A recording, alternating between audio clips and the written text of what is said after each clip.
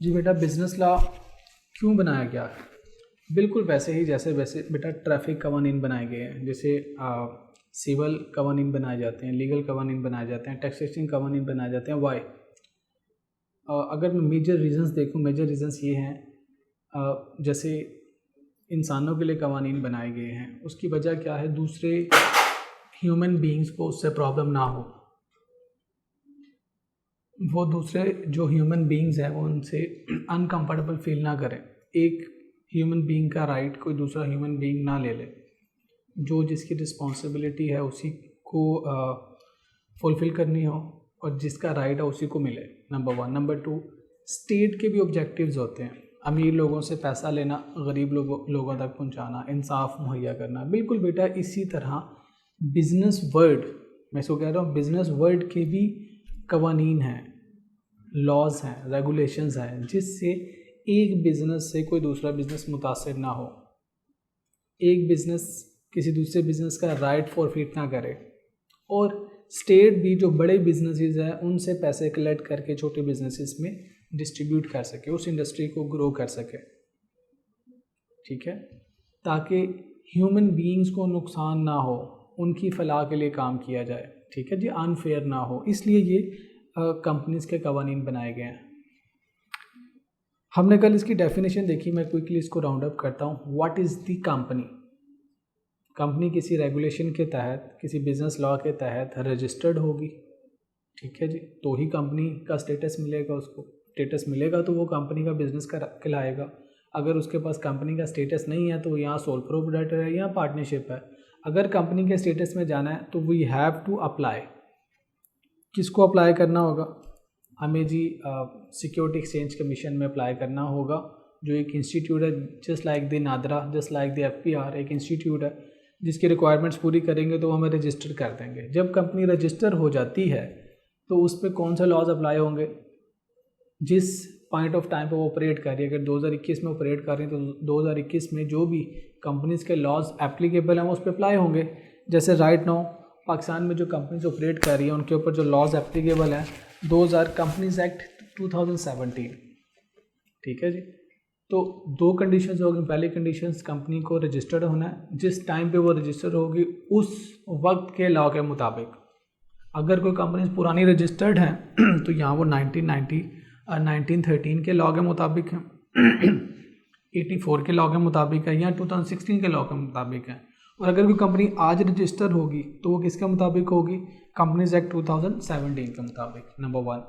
Number 2, registration के बाद जो भी पाकिस्तान के लॉज एप्लीकेबल हैं होंगे, जिस पॉइंट ऑफ टाइम पे कंपनी बिजनेस कर रही है वो उस टाइम के लॉज अप्लाई होंगे। जैसे जितनी भी कंपनीज हैं, आइदर वो 1913, 1984 एंड 2016 के लॉज के मुताबिक बनी है, लेकिन आज उन पे कौन से लॉज एप्लीकेबल हैं? Companies act 2017। ठीक है जी, और लॉज भी बात के साथ साथ बेटा एवॉल्व होते हैं, एडवांस होते हैं, बिजनेस को देखते हुए, वर्ल्ड को देखते हुए, टेक्नोलॉजी को देखते हुए, प्रैक्टिसेस को देखते हुए वो अपने आप को अपग्रेड करते हैं। ठीक है जी, मौजूदा वक्त की रिक्वायरमेंट के मुताबिक। एक तो उसके ऊपर गवर्नमेंट के लॉज अप्लाई होंगे जो कि कंपनीज एक्ट 2017 है। दूसरे कौन से लॉज अप्लाई होंगे? जो कंपनी ने अपने लिए इंटरनल लॉज बनाए होंगे, जिसको memorandum of articles and article of association कहते हैं। Memorandum of association and article of association जब उसको बनाया गया तो उसके लिए दो कवानीन बनाए जाते हैं, वो इंशाल्लाह हम लेटर स्टेजेस में पढ़ेंगे। तो कंपनी एक ऐसा आर्टिफिशियल पर्सन है जो किसी लॉ के तहत बना है और उसके ऊपर कोई कंट्री का लॉ अप्लाई हो रहा है और उसके ऊपर उसके अपने इंटरनल लॉज भी अप्लाई होते हैं। This is the structure of the company. फिर हमने देखा company is an artificial person. Artificial person का मतलब क्या है? जस्ट लाइक ह्यूमन बीइंग्स, इसके पास भी राइट्स हैं, ये कॉन्ट्रैक्ट कर सकती है, कर्जा दे सकती है, कर्जा ले सकती है, किसी पे केस कर सकती है ये कंपनी, कोई इस पे केस कर सकता है, इसको लीगल स्टेटस हासिल है, ये अपने नाम से पहचानी जाती है। हम ये नहीं कहते कि मिस्टर ए की है पेप्सी, हम कहते हैं पेप्सी इंटरनेशनल, हम कहते हैं कोका कोला इंटरनेशनल, हम ये नहीं कहते नसीम सैगल की है पेल, हम कहते हैं पेल। ठीक है जी, हम ये नहीं कहते कि JJVL जेड इकबाल की, हम ये नहीं कहते जेड इकबाल की कंपनी, हम कहते हैं नहीं JJVL जामशोर जॉइंट वेंचर। तो हम ये नहीं कहते मियाँ दरीस की कंपनी, हम ये कहते हैं सितारा केमिकल्स लिमिटेड। तो कंपनी की अपनी पहचान है। ठीक है, लेकिन जब हम बिजनेसेस की बात करते हैं, देखें Zulfiqar and company chartered accountant उसके नाम से मशहूर है, यूसुफ आदिल एंड कंपनी जो डिलॉयट है, Yusuf Adil and company, KPMG Taseer Hadi and company, तो ये लोगों के नामों से मुंसलिक है। प्राइस वाटर कूपर, ये 3 लोग हैं, उनसे AF फर्गसन, ये लोगों के नामों से बिजनेसेस की पहचान होती है, ठीक है। लेकिन कंपनी की अपनी पहचान है, उसका अपना नाम है, जो नाम रख दिया गया, जो उसके रजिस्ट्रेशन पे लिखा गया, जैसे आपके ID कार्ड पे जो नाम लिख दिया गया वही आपका सारी ज़िंदगी चलेगा। इसी तरह कंपनी का जो नाम उसके रजिस्ट्रेशन के टाइम पे लिख दिया गया वही नाम चलेगा। तो company is an artificial person, लेकिन in the eye of law, कानून की नज़र में उसको पर्सन समझा जाएगा, है नहीं पर्सन, आर्टिफिशियल कह रहा है, तो कानून की नज़र में उसको बिल्कुल ऐसे ट्रीट किया जाता है जैसे किसी पर्सन को ट्रीट किया जाता है। लेकिन इसके नॉमिनीज होते हैं, अगर अदालत में बुलाया जाएगा तो कंपनी तो नहीं आएगी ना, कंपनी के नॉमिनीज आएंगे, बिल्कुल वैसे जैसे अदालत में बुलाया जाएगा आप नहीं जाएंगे, आपके लॉयर्स जाएंगे। इसी तरह कंपनी के नॉमिनीज जाते हैं जो कंपनी को नॉमिनेट करते हैं, ठीक है जी। फिर हम इससे थोड़ा सा आगे बढ़े, हमने कंपनी को समझने के लिए उसके फीचर्स को समझना शुरू किया, ठीक है। इसमें पहला फीचर हमने ये देखा, आम तौर पे कंपनी के जो ऑनर्स हैं they are separate person and जो मैनेजमेंट है that is separate person.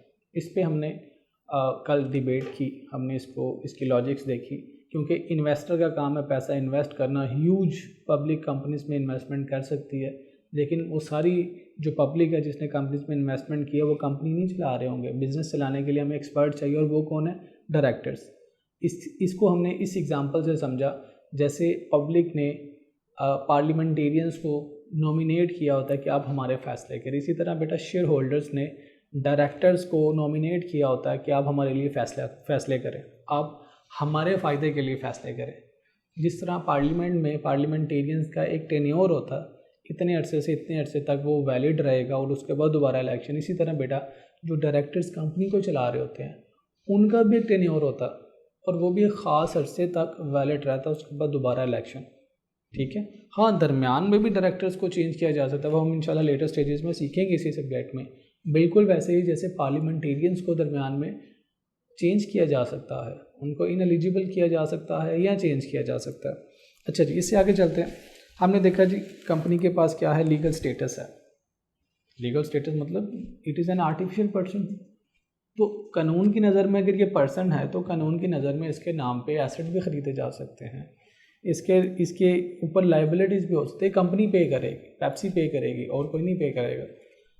Contractual rights, company contract में अपने नाम से आ सकती है, लीजिंग करा सकती है, कर्जा ले सकती है अपने नाम से, कस्टमर के साथ एग्रीमेंट में आएगी अपने नाम से, सप्लायर के साथ एग्रीमेंट में आएगी अपने नाम से।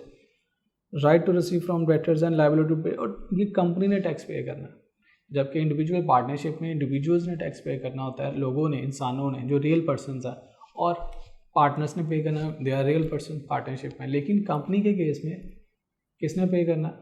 कंपनी ने, क्योंकि कानून की नज़र में इसको एक पर्सन की हैसियत हासिल है। इसकी बात देखिएगा जी, कंपनी में share capital, share of capital and share capital, share of capital and share capital, ये 3 बेटा वर्ड्स हैं। सबसे पहले देखते हैं share capital. What is mean by share capital? जो शेयर होल्डर्स की, इन्वेस्टर्स की कारोबार में इन्वेस्टमेंट है, जो कारोबार में लोगों ने मिलकर इन्वेस्टमेंट की कंपनी के कारोबार में, उसको शेयर कैपिटल कहते हैं। से मैं यहाँ पे एज्यूम करता हूँ 100 मिलियन की इन्वेस्टमेंट की गई है कंपनी में, तो कंपनी में जो टोटल पैसा इन्वेस्ट किया गया उसको कहते हैं शेयर कैपिटल, ठीक है। अब शेयर किसको कहते हैं? फॉर एग्जांपल इस शेयर कैपिटल को डिवाइड किया गया है 10 पर शेयर में। शेयर क्या है? It's a document. बेटा जैसे मैं आपसे कहूँ 100 के नोट, 100 रुपया मुझे चाहिए, फॉर एग्जांपल मैं आपसे कहता हूँ जी मुझे 100 रुपीज़ चाहिए, या आप अपने पेरेंट्स से कहते हैं 100 रुपीज़ चाहिए, तो चाहिए तो 100 रुपीज़, लेकिन हो सकता है वो आपको 10-10 वाले नोट दे दें, हो सकता है 100 रुपये का नोट दे दें। फिर बेटा आपने प्राइस बॉन्ड्स का सुना होगा, प्राइस बॉन्ड्स के ऊपर भी प्राइसेस लिखी होती है, अमाउंट लिखी होती है, वो एक डॉक्यूमेंट है, उस पर लिखा होता है इतने रुपये का प्राइस बॉन्ड है, इतने रुपये का प्राइस बॉन्ड है। तो हम पढ़ रहे थे जी share of capital and share capital. तो मैं आपको बता रहा था बेटा शेयर कैपिटल क्या है। कंपनी के अंदर शेयर कैपिटल क्या है, कंपनी में जो टोटल इन्वेस्टमेंट की गई है, this is the share capital. जितना भी पैसा कंपनी में इन्वेस्टमेंट किया, हमने एग्जांपल लिए जी 100 मिलियन की इन्वेस्टमेंट है, ठीक है जी, या से 100 की इन्वेस्टमेंट है, इसको कहते हैं शेयर कैपिटल। अब ये कंपनी में इन्वेस्टमेंट करने का तरीका क्या होता है, जैसे कि बेटा आपने अपने पेरेंट्स से पैसे मांगे, तो पैसे मांगने का तरीका क्या है जी, मुझे 100 रुपीज़ चाहिए, तो आप क्या करेंगे, वो आपको 100 रुपये का नोट दे सकते हैं, वो आपको 50 रुपीज़ के 2 नोट्स दे सकते हैं, 20 रुपीज़ के 5 दे सकते हैं, 10 रुपीज़ के 10 नोट्स दे सकते हैं, आपको इतने बस चाहिए 100। इसी तरह कंपनी को जब कैपिटल की ज़रूरत होती है, पैसे की ज़रूरत होती है, तो वो कंपनी पैसे रिक्वेस्ट करती है अपने ऑनर से या लोगों से रिक्वेस्ट करती है। अब लोग वो पैसे कैसे कंपनी में इन्वेस्ट करेंगे, ये लें जी कंपनी ये मेरे पैसे रख लें, नहीं, उनको किसी एक डॉक्यूमेंट की शक्ल में पैसे मिलते हैं। उनको जो डॉक्यूमेंट मिलता है ना बेटा, उसको कहते हैं शेयर, ठीक है। कंपनी जैसे ही, फॉर एग्जांपल मैंने कंपनी का एक शेयर ख़रीदना, 100 मिलियन की कंपनी है, 100 रुपये की कंपनी है, मिलियन ख़त्म करते हैं आसानी से समझने के लिए। एक शेयर 10 रुपये का है, तो मैंने अगर शेयर ख़रीदना है तो मैं कंपनी को जाके 10 रुपीज़ दूँगा और वो मुझे एक डॉक्यूमेंट दे देंगे, just like currency note, just like price bond, उसके ऊपर लिखा होगा 10 रुपीज़ पर शेयर, या मेरी इतनी वैल्यू है, मेरा नाम लिखा होगा, उस डॉक्यूमेंट का ऊपर यूनिक नंबर होगा, जैसे करेंसी नोट पे लिखा होता है, जैसे प्राइस बॉन्ड पे लिखा होता है यूनिक नंबर, ऊपर उसका यूनिक आईडी लिखा होगा उसका, उस डॉक्यूमेंट का, उसके ऊपर स्टैंप लगी होगी, that will be the valid document, जो बताएगा कि इस कंपनी में मेरी 10 रुपये की इन्वेस्टमेंट है।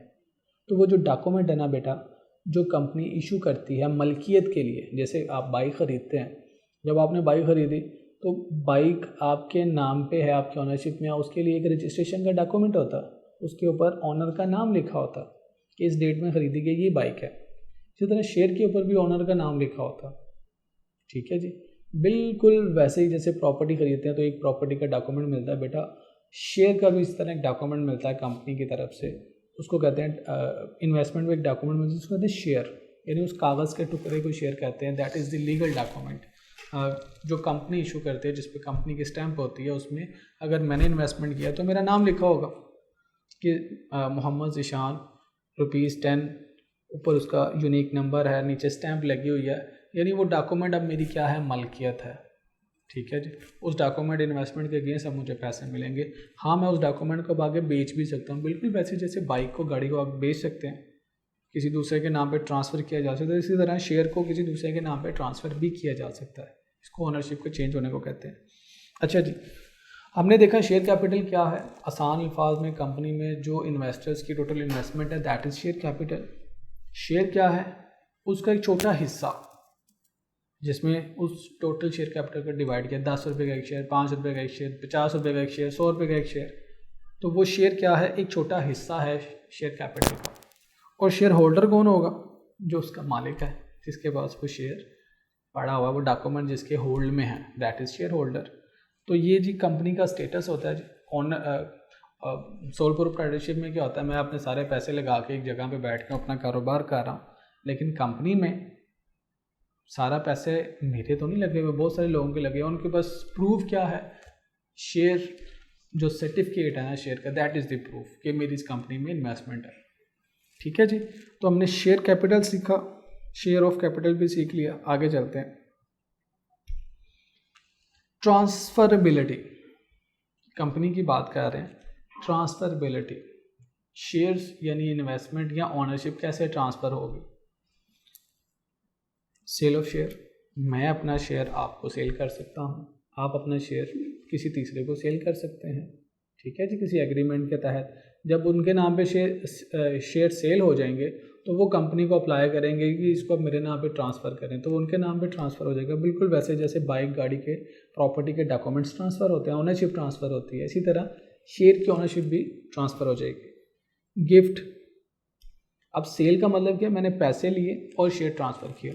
गिफ्ट, मैं अपने भाई को गिफ्ट कर रहा हूँ, अपने पेरेंट्स को गिफ्ट कर रहा हूँ, अपने बच्चों को गिफ्ट कर रहा हूँ, अपने दोस्तों को गिफ्ट कर रहा हूँ, तो शेयर्स गिफ्ट भी किए जा सकते हैं। जब मैं गिफ्ट करूँगा तो मुझे कंसिडरेशन में पैसा नहीं मिलेगा। उसके बाद इनहेरिटेंस, अगर खुदा ना खास्ता कोई इन्वेस्टर है जिसने किसी कंपनी में शेयर्स ख़रीदे हुए थे, इन्वेस्टमेंट की हुई है, अगर वो ओनर, वो इन्वेस्टर, वो शेयर होल्डर वफात पा गए तो उसके शेयर्स उसके बच्चों को ट्रांसफ़र हो जाएंगे, इनहेरिटेंस। ठीक है, इसका सादा सा मतलब क्या है? इसका मतलब ये है कि ये जो शेयर्स हैं, this is the investment, just like car, just like property. तो इसके ऊपर भी वही हेरिटेंस वाले लॉज अप्लाई होते हैं, डिस्ट्रीब्यूशन ऑफ वेल्थ वाले लॉज अप्लाई होते हैं। तो ट्रांसफरेबिलिटी का मतलब क्या है? शेयर्स को एक शख्स से दूसरे शख्स में ट्रांसफ़र किया जा सकता है। नेक्स्ट देखिएगा बेटा, limited liability. This is very important concept, जिसकी वजह से लोग कंपनी के स्टेटस में आते हैं। लिमिटेड लाइबिलिटी, लिमिटेड लाइबिलिटी का मतलब क्या है? Winding up. देखें, आप मिस्टर रेहान को मैंने कर्ज़ा दिया फॉर एग्जांपल 1000 रुपीज़ का। मैंने मिस्टर रेहान को जब कर्ज़ा दिया 1000 का, उन्होंने एग्री किया जी मैं 1 महीने के बाद आपको पैसे वापस दूंगा। Okay fine. 1 महीने के बाद मिस्टर रेहान साहब को फ़ोन किया, मिस्टर रेहान साहब फ़ोन नहीं उठा रहे। कर्ज़ा एक ऐसा जाता है जो लेता है गायब हो जाता। खैर, मिस्टर रेहान साहब अब पैसे नहीं दे रहे। अब ये जो 1000 रुपीज़ है ये किससे रिकवर होगा? या 10,000 रुपीज़ है, जितनी भी अमाउंट है, ये कर्जे की अमाउंट किससे रिकवर होगी? मिस्टर रेहान से। ठीक है, अब मिस्टर रेहान को ढूंढा जाएगा, पूछा जाएगा, वो कहेंगे है नहीं पैसे, लाओ दो, अपना मोबाइल दो, अपनी बाइक दो, अपने एसेट्स दो, अपना लैपटॉप दो। तो रिकवर किया जाएगा किन से? मिस्टर रेहान से। ये सोल प्रोप्राइटर का केस है। अगर किसी एक शख्स ने कर्जा लिया, वो अकेला कारोबार कर रहा है, तो उस शख्स ने कर्जे की अदायगी करनी है। ठीक है, लेकिन अगर पार्टनरशिप हो, पार्टनरशिप में अगर पैसे लेने हो उस बिज़नेस से, पार्टनरशिप बिजनेस में, तो वो एक पार्टनर भी देगा और हो सकता है एक से ज़्यादा पार्टनर्स को भी देना पड़े, हो सकता है सारे पार्टनर मिलकर पैसे पूरे करें। जितना भी नुकसान होगा, खुदा न खासा किसी कारोबार का, पार्टनरशिप का, वो नुकसान किसने पूरा करना है? वो कर्जे की अदायगी किसने करनी है? लोगों के पैसे कौन अदा करेगा? पार्टनर्स। लेकिन बेटा कंपनी के केस में थोड़ा सा डिफरेंस है। कंपनी के केस में क्या होगा? जब कंपनी वाइंड अप हो रही होगी, वाइंड अप का मतलब है बंद हो जाना। ठीक है, उसका क्लोज कर देना, उसके बिजनेस के ऑपरेशन को ख़त्म कर देना लीगल तरीके से। जब कंपनी वाइंड अप हो रही होती है, उस टाइम पे उसकी लायबिलिटी जो है वो लिमिटेड होती है। किस तरह से लिमिटेड होती है? देखिए बेटा, लिमिटेड बाय शेयर्स। ठीक है जी। अब शेयर्स दो तरह के, एक फुली पेड और एक पार्शियल पेड।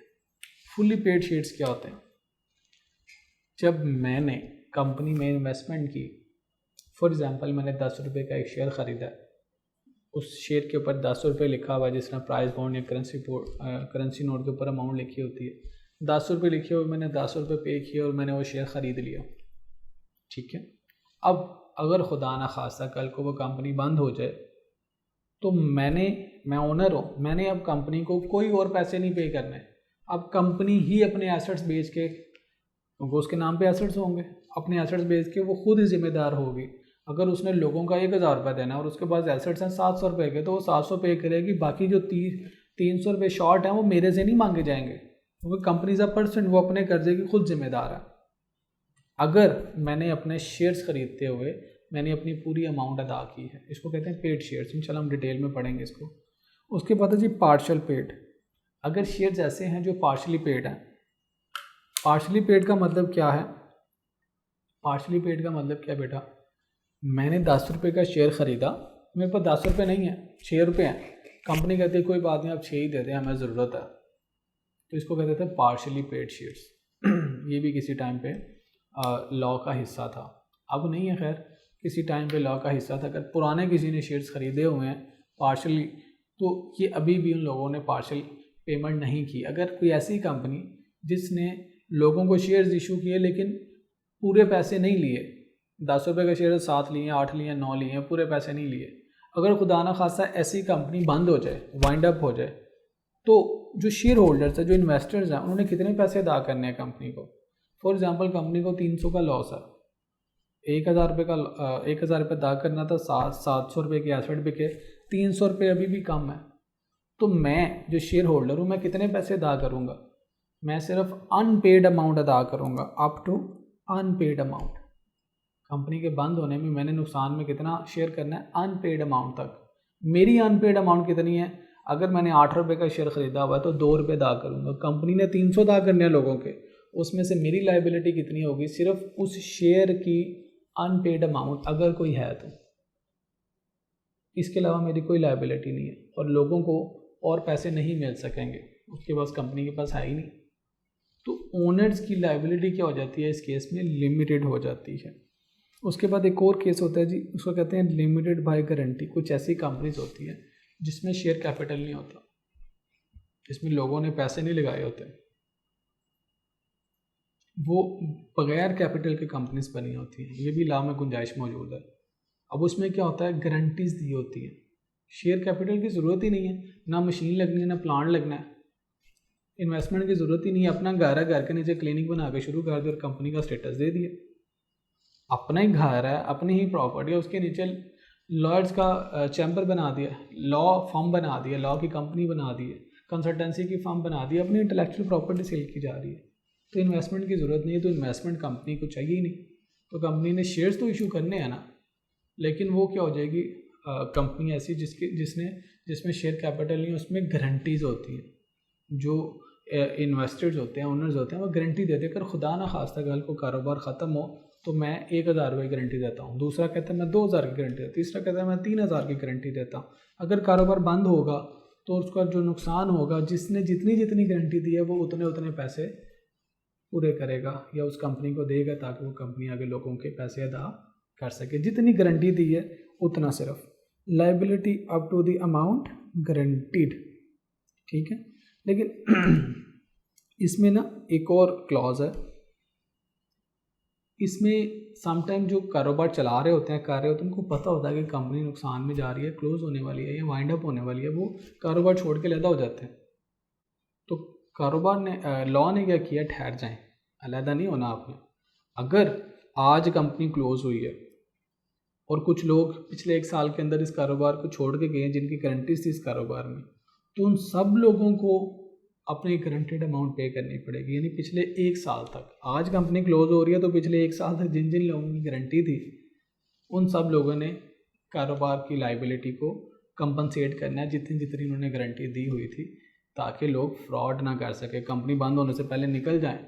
तो फिर कंपनी नुकसान कहाँ से पूरा करेगी। तो पिछले 1 साल में जितने लोग हैं जिन्होंने गारंटीज दी थी और वो एग्जिट हुए हैं कंपनी से, उन्होंने कंपनी को छोड़ा है, ख़त्म किया अपना एंगेजमेंट अपनी ऑनरशिप कंपनी के साथ, उनको भी कंपनी का नुकसान पूरा करना पड़ेगा। लेकिन कहाँ तक, जितनी उन्होंने गारंटी दी हुई थी उतनी अमाउंट तक। कंपनी का नुकसान है 3,000 का फॉर एग्जांपल, लेकिन सब की मिला के गारंटीज है 1,500 की, तो सारे पार्टनर्स या शेयर होल्डर्स या इन्वेस्टर्स वो 1,500 तक की अपनी गारंटीज की अमाउंट को पूरा करेंगे, बाकी 1,500 ये कंपनी जाने और उसका काम जाने, क्योंकि कंपनी का पर्सन, ठीक है जी। तो ये था जी लिमिटेड लाइबिलिटी का कॉन्सेप्ट, कि इस कारोबार में क्योंकि company is an artificial person in the eye of law, तो जो ओनर्स हैं उनकी liability up to unpaid amount है। अगर तो सारी अमाउंट शेयर पे कर दी है तो कंपनी ख़त्म होने के केस में मैं कोई नुकसान का जिम्मेदार नहीं होऊंगा। अगर मेरी शेयर के ऊपर कुछ अमाउंट अनपेड है तो मैंने सिर्फ वही पे करनी है, और अगर मैंने कोई गारंटी दी हुई है तो मैंने सिर्फ वो गारंटी की अमाउंट पे करनी है। सारी लाइबिलिटी मेरी नहीं है, वो तो कंपनी की है, मैं सिर्फ अपनी लाइबिलिटीज़ को सेटल करूँगा अगर है तो इसको बेटा लिमिटेड लाइबिलिटी कॉन्सेप्ट कहते हैं। उसके बाद नेक्स्ट देखिएगा, लिखा हुआ जी परपेचुअल सक्सेशन। परपेचुअल का मतलब होता है हमेशा के लिए। आपने परपेचुटी पढ़ा होगा AFC में, परपेचुटी कब तक पैसे मिलते रहेंगे, अनलिमिटेड अनडिफाइंड टाइम तक। तो परपेचुअल सक्सेशन का मतलब ये कंपनी मरती नहीं है, इंसान जो है तो मर जाते हैं ना, तो सोल प्रोप्राइटरशिप और पार्टनरशिप बिजनेस की लाइफ कम होती है। कंपनी की लाइफ, अब पेप्सी 150 साल से कारोबार कर रहा है, हो सकता है कोई कंपनी ऐसी हो जो 2-2 साल से कारोबार कर रही हो और वो हमेशा तक कारोबार करती रहे, जब तक कि उसको कानूनन बंद ना किया जाए, वाइंड अप ना किया जाए।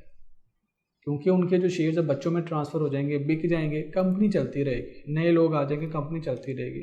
तो कंपनी की लाइफ आमतौर पे ज़्यादा होती है, बल्कि मैं कह सकता हूँ कि परपेचुअल है, अनडिफाइंड है, जब तक कि उसको कानूनन बंद ना किया जाए। वाइंडिंग जिस तरह उसको कानूनन बनाया गया था, इनकॉर्पोरेट किया गया था, उसी तरह बाय लॉ इसको बंद करना पड़ता है। जब तक उसको बंद ना किया जाए, वाइंड अप ना किया जाए, क्लोज ना किया जाए कारोबार को, तब तक कंपनीज चलती रहेंगी। तो इसको कहते हैं परपेचुअल सक्सेशन, कि ये हमेशा चलती रहेंगी अनटिल अनलेस इसको लीगली बंद किया जाए।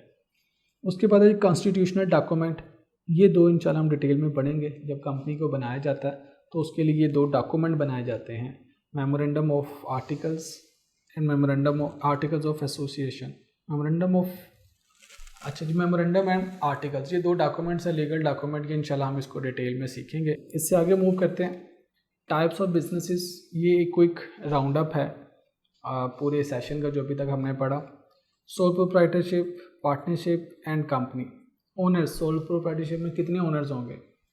डेफिनेटली 1। और पार्टनरशिप में कितने हो सकते हैं? 2 to 20 बाय लॉ। इससे ज़्यादा भी हो सकते हैं, कुछ एक्सेप्शंस अवेलेबल हैं, लेकिन 2 to 20। और कंपनी में कितने हो सकते हैं ओनर्स या शेयर होल्डर्स? एक या बहुत सारे, एक भी हो सकता है, दो भी हो सकते हैं, और अनलिमिटेड लाखों भी हो सकते हैं। उसके बाद हु रन द बिजनेस, अगर पार्टनर सोल प्रोप्राइटरशिप है तो वो ओनर खुद या अपने चंद असिस्टेंट्स के ज़रिए कारोबार को चला रहा होगा। पार्टनरशिप में पार्टनर्स खुद या चंद एम्प्लॉयज़ के साथ वो अपने कारोबार को चला रहे होंगे। कंपनीज में ओनर्स नहीं चलाएंगे। कंपनी में कौन चलाएगा कारोबार को? डायरेक्टर्स। हाँ, डायरेक्टर्स शेयर होल्डर भी हो सकते हैं, ठीक है जी। ज़रूरी नहीं है कि सारे डायरेक्टर शेयर होल्डर ना हो, कुछ डायरेक्टर शेयर होल्डर भी हो सकते हैं, लेकिन चलाएगा कौन? डायरेक्टर्स। और उन डायरेक्टर्स को कौन नॉमिनेट करता है, कौन सेलेक्ट करता है? इलेक्शन के ज़रिए शेयर होल्डर्स ही उनको नॉमिनेट करते हैं, ये ले जाओ हमारा कारोबार चलाइए। इसके बाद देखिए बेटा, does law recognize individuals instead of business. Sole proprietor को इंडिविजुअली रिकग्नाइज किया जाता है कि ये शख्स है जो कारोबार कर रहा है, नफ़ा नुकसान का जिम्मेदार यही है। पार्टनरशिप में पार्टनर्स को इंडिविजुअली और कलेक्टिवली हेल्ड रिस्पॉन्सिबल किया जाता है कि ये इंडिविजुअली और कलेक्टिवली रिस्पॉन्सिबल है नफ़ा नुकसान के। लेकिन कंपनी को इंडिविजुअली ओनर्स को, जो उसके ओनर्स है कंपनी के शेयर होल्डर्स, उनको हेल्ड रिस्पॉन्सिबल नहीं किया जाता। सिर्फ उनकी अनपेड अगर कोई अमाउंट रहती है शेयर कैपिटल पे, उतनी लाइबिलिटी उनको सेटल करनी है। Over and above they are not responsible. उसके बाद कहता है who is liable for debt of the business. Individuals, sole proprietorship पर तो इंडिविजुअल जो ऑनर है वही जाहिर है उसके लिए रिस्पॉन्सिबल होकर अपना कर्जा अदा करे। पार्टनरशिप में एक पार्टनर या कुछ पार्टनर मिल के कर्जा अदा करने के लिए लाइबल है। कंपनी में कंपनी ने कर्जा अदा करना, ओनर्स ने नहीं अदा करना। शेयर होल्डर्स, अगर खुदा ना खासा कोई ऐसा मामला है कंपनी बंद हो रही है, तो शेयर होल्डर्स ने मैक्सिमम क्या करना है? अगर कोई अनपेड अमाउंट रहती है शेयर खरीदते हुए, सिर्फ उतनी अमाउंट को कंट्रीब्यूट करना। आखिरी बात जी, who is liable for the breach of the law by the business. अगर कारोबार ने कोई कानून तोड़ा है, अगर सोल प्रोप्राइटरशिप है, आपने देखा होगा दुकान से उठाया और पुलिस ने डाले में डाला और ले गए थे, तो वो इंडिविजुअल्स रिस्पॉन्सिबल होते हैं सोल प्रोप्राइटरशिप में। पार्टनरशिप में पार्टनर्स रिस्पॉन्सिबल होते हैं। अगर पार्टनरशिप ने कोई कानून तोड़ा है, टैक्स टाइम पे नहीं जमा कराया, लीगली अपने कारोबार को एग्जीक्यूट नहीं किया, तो कौन रिस्पॉन्सिबल है? पार्टनर्स। लेकिन कंपनी की केस में अगर कंपनी ने कोई इलीगल एक्ट कमिट किया है तो कौन रिस्पॉन्सिबल होगा? कंपनी रिस्पॉन्सिबल होगी, ना कि शेयर होल्डर्स। कंपनी रिस्पॉन्सिबल है, ठीक है जी। तो ये था जी फीचर्स का और एट्रीब्यूट्स का कॉन्सेप्ट। इससे आगे चलते हैं जी थोड़ा सा। जी बेटा, हम कंपनी का थोड़ा सा स्टेटस देखते हैं, व्हाट इज़ कंपनी और हाउ इट ऑपरेट्स।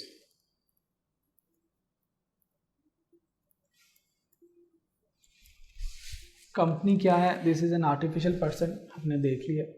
इसके लिए हमें रजिस्ट्रेशन करना ज़रूरी है और इसके ऊपर लीगल लॉज एप्लीकेबल होते हैं। इस कंपनी का स्ट्रक्चर क्या है? शेयर होल्डर्स इसमें इन्वेस्टमेंट करते हैं, ये इसमें इन्वेस्टमेंट करते हैं, इसको यानी पैसा देते हैं, ये लीजिए आप कारोबार चलाएं, और इस पैसे से कंपनी कारोबार चलाती है और इनको वापस क्या करती है कंपनी? प्रॉफिट। जिस शेयर होल्डर ने जितनी इन्वेस्टमेंट की होती है उसको उतना पैसा वापस मिल जाता है, उसके मुताबिक उसको प्रॉफिट मिल जाता है, ठीक है जी। अब कंपनी को ऑपरेट कौन करता है? Who operate? इसको डायरेक्टर्स ऑपरेट करते हैं, डायरेक्टर्स। और डायरेक्टर्स का भी बेटा बोर्ड होता है, इसको कहते हैं BOD, बोर्ड ऑफ डायरेक्टर्स। ये लोग मिल के इसको ऑपरेट करते हैं। इन लोगों को किसने हायर किया होता? अगेन इनकी जो सिलेक्शन होती है, selection bye share holders, share holders को नॉमिनेट करते हैं और फिर इनके हक में वोट करते हैं कि इनकी सिलेक्शन होती है। बिल्कुल वैसे बैलेटिंग होती है जैसे नॉर्मल वोटिंग होती है। वोटिंग होने के बाद बैलेटिंग होने के बाद रिज़ल्ट अनाउंस होते हैं। फिर रिज़ल्ट अनाउंस होने के बाद पूरा चार्ज दिया जाता है डायरेक्टर्स को। फिर डायरेक्टर्स अपने टेन्योर के लिए अपनी रिस्पॉन्सिबिलिटीज़ को पूरा करते हैं। ठीक है जी। अब डायरेक्टर्स जो हैं इनमें भी कुछ टाइप्स हैं डायरेक्टर्स की। इसमें मे भी शेयर होल्डर डायरेक्टर हो सकता है। इसमें मेजर शेयर होल्डर डायरेक्टर भी हो सकता है, मेजर। इसमें नॉमिनल भी हो सकता है, nominal share holder director. Major share holder मतलब जिसके ज़्यादा पैसे लगे हुए हैं कारोबार में, जिसकी ज़्यादा इन्वेस्टमेंट। जैसे जहांगीर तरीन है, जहांगीर तरीन अपने बिजनेसेस में ही इज़ मैनेजिंग डायरेक्टर। वो शेयर होल्डर भी है, मालिक भी है, ज़्यादातर शेयर्स उसके पास है और वो अपने कारोबार को चला भी रहा है, तो इस केस में he can be the director. लेकिन अगर जहांगीर तरीन के किसी कारोबार में मैंने अगर इन्वेस्टमेंट किया है, can not be the director. हाँ, मुझे अगर बाकी शेयर होल्डर्स मिलकर नॉमिनेट करें उस इलेक्शन में, मैं जीत जाऊँ, मुझे ज़्यादा वोटिंग मिल जाए, तो फिर definitely I can be the director there without having major share holding. मुझे एक नॉमिनल सी शेयर होल्डिंग बस से 1% से 0.5% से 0.05% शेयर 10 शेयर्स ही हेल्ड किए हुए, से 100 शेयर्स रखे हुए हैं आउट ऑफ मिलियंस और बिलियंस ऑफ द शेयर्स, मैंने 100 शेयर्स लिए हैं। तो जो डायरेक्टर्स हैं माइट बी पॉसिबल कि उनके पास नॉमिनल से शेयर्स हों। ठीक है, जो लीगल लॉ की रिक्वायरमेंट्स हैं। तो ज़रूरी नहीं है कि हमेशा जो मेजर शेयर होल्डर्स हैं वही डायरेक्टर बनेंगे, लेकिन हाँ, जो भी डायरेक्टर बनेगा वो शेयर होल्डर्स की मर्ज़ी से बनेगा। ठीक है जी। हाँ, जिस तरह से डायरेक्टर्स को इलेक्शन करा के रिक्रूट कराया गया है, उसको हायर किया गया है, उसको नॉमिनेट करके इलेक्शन के प्रोसेस से गुजारा गया, बेटा बिल्कुल उसी तरह से उसको डी रिकग्नाइज भी कराया जा सकता है। उसके भी लॉ में प्रोसीजर्स है जो हमने पढ़ने हैं। ठीक है जी। फिर जब डायरेक्टर्स आ जाते हैं, इन डायरेक्टर्स ने काम क्या करना है, हाउ दे ऑपरेट।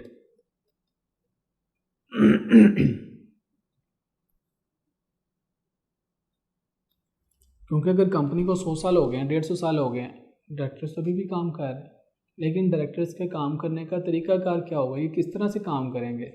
इनके ऊपर बेटा 2 तो इंटरनल कवानीन है, memorandum of association and articles of association.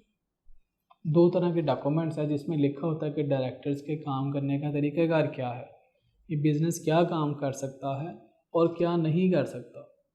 इसमें इस कारोबार के ऑब्जेक्टिव्स लिखे होते हैं, उसके प्रोसीजर्स लिखे होते हैं। तो ये क्या है, इसको इंटरनल रेगुलेशंस कहते हैं।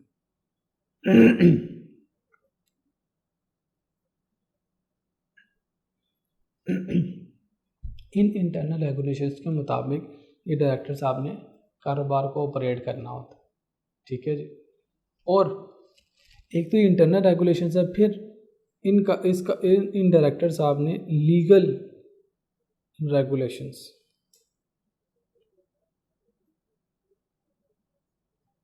जो कवानीन अप्लाई होते हैं, बिल्कुल वैसे ये बेटा इंटरनल रेगुलेशन ऐसे ही हैं जैसे आप पाकिस्तानी हैं तो आपके ऊपर पाकिस्तान के जो कवानीन है वो तो अप्लाई होंगे, जो मेजर पे अप्लाई होते हैं, माइनर वाले तो नहीं अब आप पे अप्लाई होंगे।